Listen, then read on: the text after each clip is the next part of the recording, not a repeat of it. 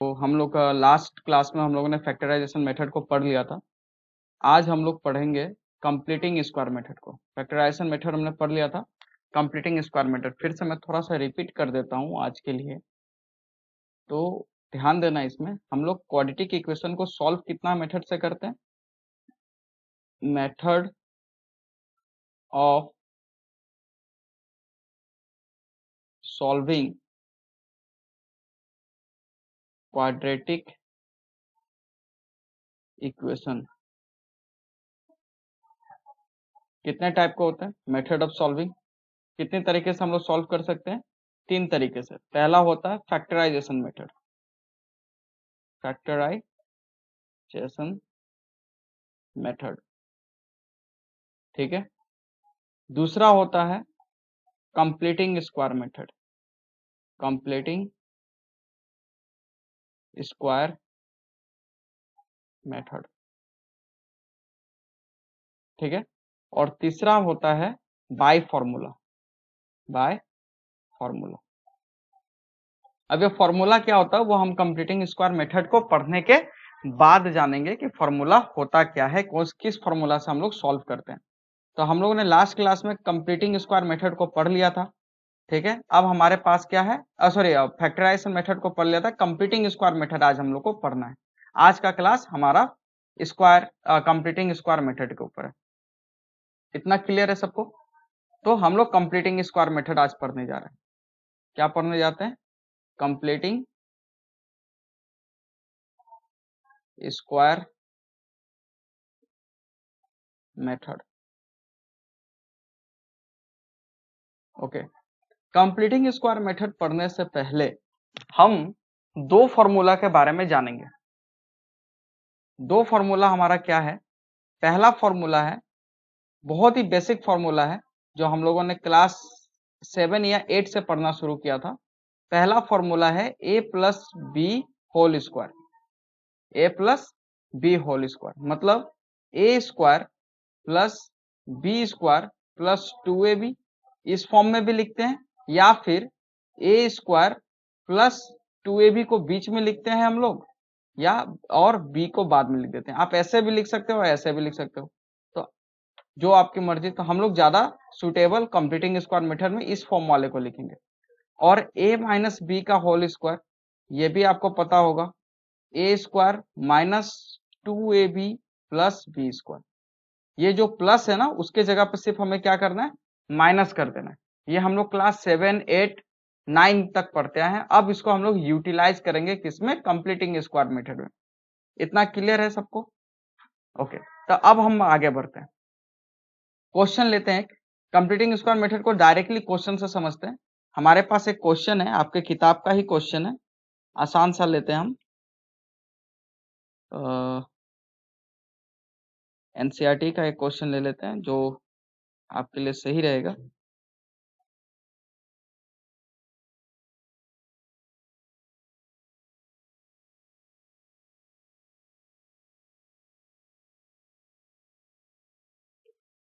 ठीक है, चलिए एक सवाल ले लेते हैं, आपके एनसीईआरटी का है। सवाल ये है हमारा, 2x square minus 5x plus 3 is equal to 0, ठीक है। मतलब हम कंप्लीटिंग स्क्वायर मेथड को डायरेक्ट क्वेश्चन करके ही समझते हैं। ये आपका है एग्जाम्पल 7, आपके किताब का क्वाड्रेटिक इक्वेशन का एग्जाम्पल 7 आपका ये क्वेश्चन है। अब देखिए, सबसे पहले हम लोग को करना क्या है, ये कंप्लीटिंग स्क्वायर जो मेथड है, ये वाला जो इक्वेशन है क्वाड्रेटिक इक्वेशन, क्या ये इस रूप में है? X square plus b x plus c is equal to 0। अगर इस रूप में है तो ठीक है। अब हम लोग को करना क्या है, यहाँ पे जो a होता है ना, उस a से सब में भाग दे देना है हमको, क्योंकि हमको यहाँ पर ये 2 नहीं चाहिए।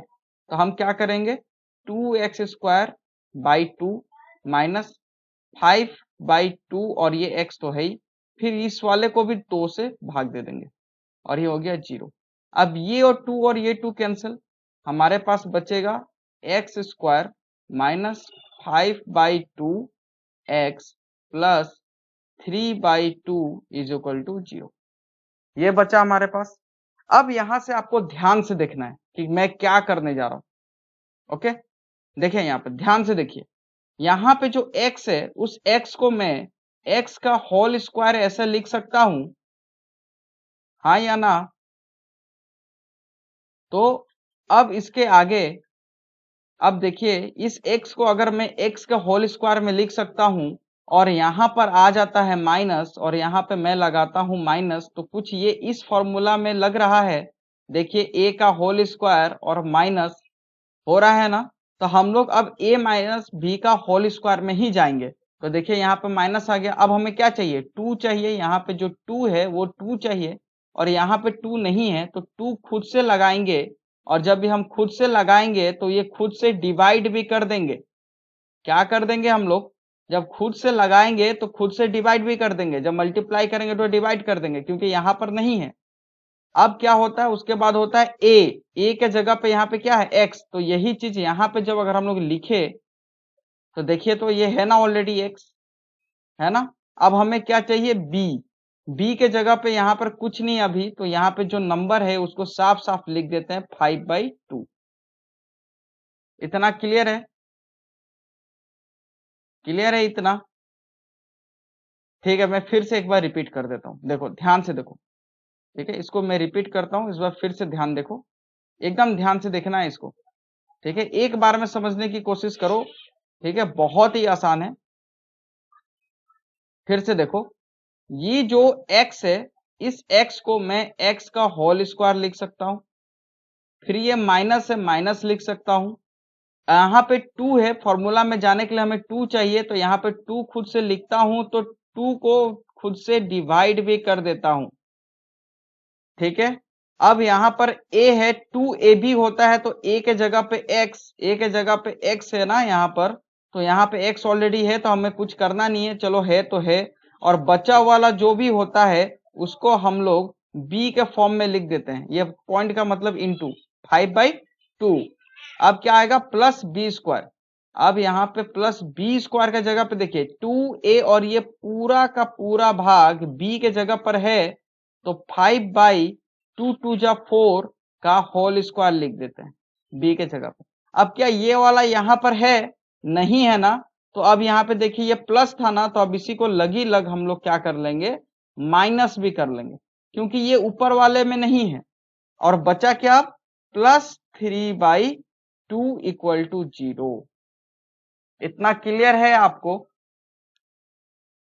ये एक सवाल में अगर नहीं क्लियर होता है तो आपको करीब करीब बहुत इससे अधिक से सवाल बनाने पड़ेंगे, और भी सवाल बनाने पड़ेंगे आपको क्लियर करने के लिए। तो अब इसके आगे के प्रोसेस को देखते हैं, एक दो सवाल मैं और बनाऊंगा जिससे आपका क्लियर हो जाएगा। अब देखिए यहां से लेकर यहां तक ये वाला जो भाग है उस वाले भाग को मैं क्या कर सकता हूं? x माइनस 5/4 का होल स्क्वायर लिख सकता हूं। देखिए तो a स्क्वायर माइनस 2a और ये पूरा b प्लस b का होल स्क्वायर, ये a माइनस b का होल स्क्वायर ये वाले फॉर्मूला में है, तो मैं यहाँ पे लिख सकता हूं। अब बचा क्या? ये वाला भाग बचा है, तो इसको माइनस 5 5 25 बाई 4 4 16 और यहाँ पर +3/2 इक्वल टू 0। अब इसको हटाते हैं, इसको यहीं रखने देते। देखिए अब इसी को कहते हैं कंप्लीटिंग स्क्वायर। देखिए ये कंप्लीट स्क्वायर आ गया है ना, और जो नहीं है उनको उस तरफ भेज देते हैं। ये माइनस उस तरफ जाकर हो जाएगा प्लस, और ये जो प्लस है उस तरफ हो जाएगा जाकर माइनस। अब आगे देखिए यहाँ पे क्या लिखेंगे? x माइनस 5/4 का होल स्क्वायर। अब इसका ले लेते हैं हम लोग एलसीएम, और ये हो जाएगा 16। 16 से ये डायरेक्टली कैंसिल, तो ये हो जाएगा हमारे पास 25, और 2 से इसमें डिवाइड करेंगे तो 8 मिलता है, और 8 3 जा कितना होता है? 24। इतना क्लियर है? ध्यान से देखते रहो, बहुत ही आसान है ये। अब इसके आगे लिखते हैं x माइनस 5/4 होल स्क्वायर, और यहाँ पे देखिए 25 में से 24 जाएगा तो 1 बचेगा, और ये स्क्वायर को उस तरफ भेजूंगा अगर मैं, तो स्क्वायर का जब उस तरफ भेजा जाता है, स्क्वायर को LHS से RHS में भेजा जाता है, तो ये रूट में बदल जाता है। ठीक है, अब बताइए ये x माइनस 5/4 है और यहाँ पर एक का रूट क्या होगा, एक ही होगा, और 16 का क्या होगा, 4 होगा, क्योंकि 4 4 जा 16 होता है, और ये जो आंसर आएगा वो प्लस माइनस में आएगा। अब x ये माइनस उधर जाकर क्या हो जाएगा, प्लस, वो बाद में नहीं लिखेंगे, वो पहले ही लिख देंगे। ये माइनस उधर जाके प्लस हो जाता है तो इसको हम लोग पहले ही लिख देंगे, और प्लस माइनस 1/4। इतना क्लियर है। अब देखिए, अब यहाँ पे x का वैल्यू जो एक बार प्लस आ रहा है और एक बार क्या आ रहा है, माइनस आ रहा है, तो एक बार हम वैल्यू क्या लिखेंगे, प्लस में लिखेंगे, और एक बार वैल्यू क्या में लिखेंगे, माइनस में लिखेंगे। ठीक है, तो हम आगे मिटा के यहाँ पे मिटा लेता हूं मैं। ठीक है, अगर नोट डाउन कर लिया हो तो मैं मिटा लेता हूँ, क्योंकि एक ही बोर्ड पर हो सब तो अच्छा लगता है, देखने में समझने में भी सही रहता है।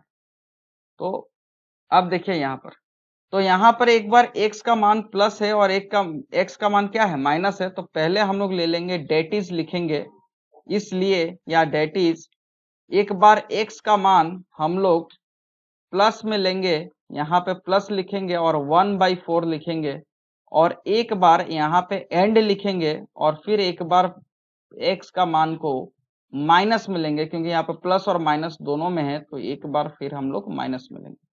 अब ये इसका एलसीएम हो जाएगा 4, और ये होगा 5 + 1, और ये हमारा हो गया 6/4, और यहाँ पर भी एलसीएम हमारा होगा 4, क्योंकि दोनों तरफ 4 है, और ये हो जाएगा 5 - 1।